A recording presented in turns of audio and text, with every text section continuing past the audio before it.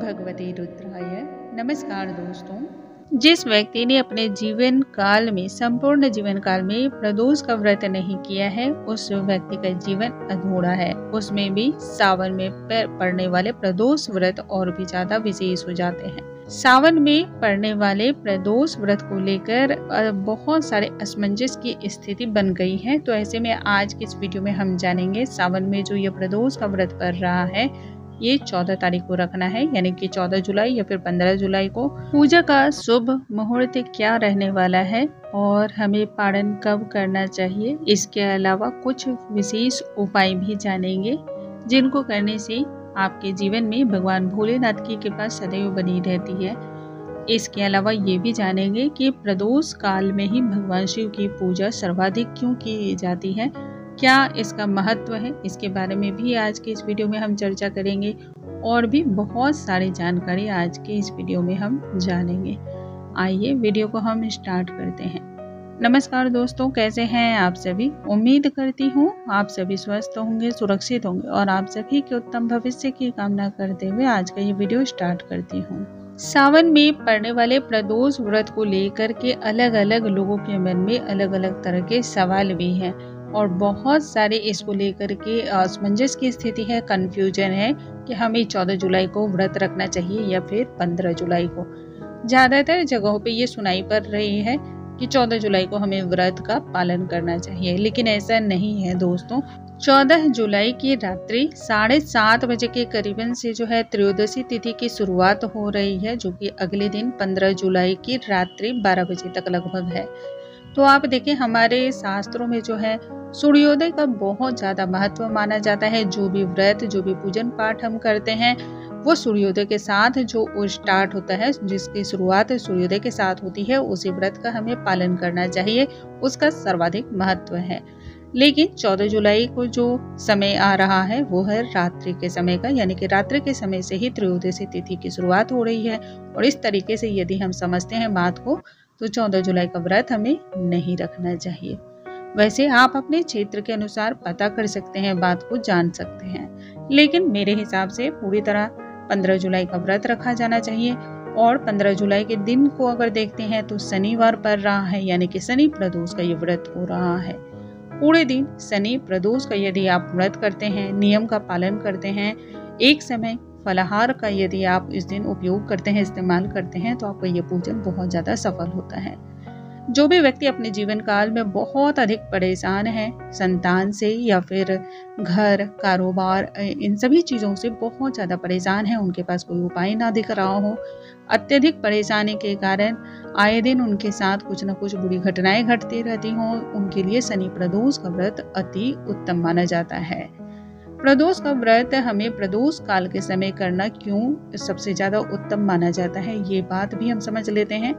तो भगवान भोलेनाथ और माता पार्वती जो है वो प्रदोष काल के समय सर्वाधिक प्रसन्न मुद्रा में रहते हैं, ये माना जाता है। और इसलिए इस समय यदि आप व्रत करते हैं, पूजन पाठ करते हैं, तो इससे प्रसन्न मुद्रा में जो भी आप वरदान मांगते हैं उसको भगवान भोलेनाथ और मैया पार्वती आपको प्रदान करते हैं। इसके निमित्त आपके ऊपर उनकी कृपा सदैव बनी रहती है। इसलिए प्रदोष की जो पूजा होती है वो प्रदोष काल के समय सर्वाधिक मायने रखती है। जो भी निसंतान दंपति हैं और संतान की कामना करते हैं, या फिर वैसे दंपति जिनके जीवन में संतान तो हैं लेकिन वो संतान से किसी न किसी कारण दुखी रहते हैं, उन्हें खासकर शनि प्रदोष का व्रत जरूर करना चाहिए। खासकर वो माताएं जो पुत्र की कामना रखती हैं, पुत्र कामना की इच्छा रखती हैं, उन्हें शनि प्रदोष का व्रत तो जरूर रखना चाहिए। और यदि यही व्रत सावन माह में पड़ रहा है तो इसकी जो महत्ता है वो भी सर्वाधिक हो जाती है और अधिक हो जाती है। इस व्रत का यदि आप पालन करते हैं तो आपकी जितनी भी बाधाएं हैं, जितनी तरह की मुसीबतें होती हैं, जो भी समस्या आपके जीवन में चल रही होती हैं, वो सभी जो है समाप्त होती हैं। इस दिन शाम में व्रत रखकर पुत्र की कामना करने वाले यदि इस इच्छा को, इस प्रार्थना को भगवान भोलेनाथ के सामने प्रकट करते हैं और उसके बाद जलाभिषेक करते हुए अपनी मनोकामना को कहते हैं, साथ में पूजन पाठ करते हैं, तो आप निश्चित इस बात का निश्चित एकदम पूरी तरह से दिमाग में रख लें कि आपको निश्चित रूप से पुत्र की महादेव की कृपा से प्राप्ति होने वाली है। तो इसमें घबराने वाली बात नहीं है, बहुत अधिक शंका करने वाली बात नहीं है। हाँ, एक बात का आपको ध्यान रखना है, जो भी पूजन पाठ को आप कर रहे हो तो भगवान भोलेनाथ पे आप पूर्ण विश्वास के साथ करें। यदि आपके मन में किसी भी प्रकार का कोई भी संशय रह जाता है तो आपकी पूजा भी उसी प्रकार से आपको फल प्रदान करती है।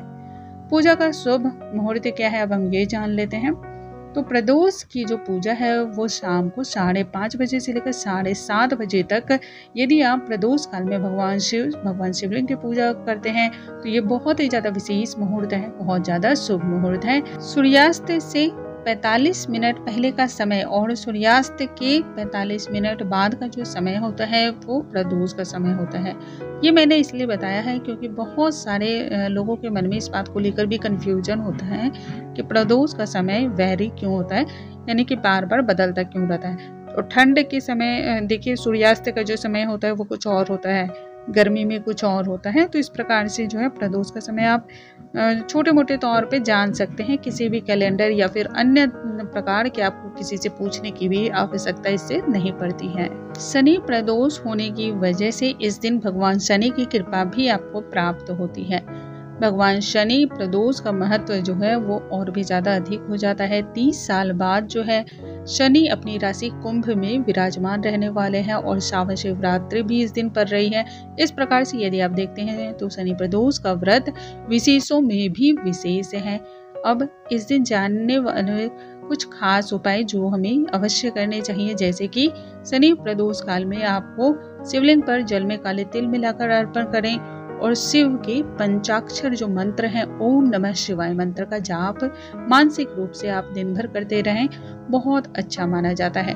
इस दिन आप शिव शिवाष्टक का पाठ भी करें, बहुत ज्यादा शुभ माना जाता है। शनि प्रदोष वाले दिन आप छाया का दान कर सकते हैं। पीपल के पेड़ की पूजा करें, दूध जल और मीठे जल से आप जो पीपल की वृक्ष की जड़ होती हैं उन्हें सींचें, बहुत ज्यादा शुभ फल ये प्रदान करता है। अब इस दिन है कि हमें खाना कौन कौन सी वस्तुएं चाहिए। तो वैसे तो प्रदोष के जो व्रत होते हैं उसमें मीठा खाना ही चाहिए, मीठे से ही हमें इस दिन जो है प्रसाद अपना बनाना चाहिए। लेकिन बहुत सारे लोगों के मन में ये भी प्रश्न है क्या इस दिन हम सेंधा नमक का सेवन कर सकते हैं। दोस्तों, हमारे शास्त्रों में इस बात का उल्लेख किया गया है कि इस पूजन में कहीं भी नमकीन भोजन के बारे में जिक्र नहीं मिलता है, यानी कि मीठे भोजन का भी सेवन इस दिन करना है। मीठे भोजन में खासकर फलाहार का विशेष महत्व होता है। लेकिन यदि आप किसी भी कारणवश आप फलाहार पे नहीं रह सकते हैं तो ऐसे में आप आटे का चूरमा बना सकते हैं या फिर आप जो है पंजरी बना सकते हैं, धनिया की पंजरी बना सकते हैं, साबूदाने की खीर बना सकते हैं। तो इस तरह से आपको जो है अपने व्रत में इन सभी चीज़ों का पालन करना चाहिए। और यदि आप इन चीज़ों के नियमानुसार पूजन पाठ करते हैं, भगवान शिव की आराधना करते हैं, मैया पार्वती नंदी देव की पूजा करते हैं, तो इससे आपकी सभी समस्याओं से आपको राहत मिलती है, निजात मिलती है। दोस्तों, मुझे उम्मीद है आज की ये जानकारी आप सभी को बहुत अधिक पसंद आई होंगी। ऐसी और भी जानकारियों के लिए हमारे चैनल पर बने रहें। अगले वीडियो में हम एक नई जानकारी के साथ फिर से मिलेंगे। तब तक के लिए नमस्कार दोस्तों।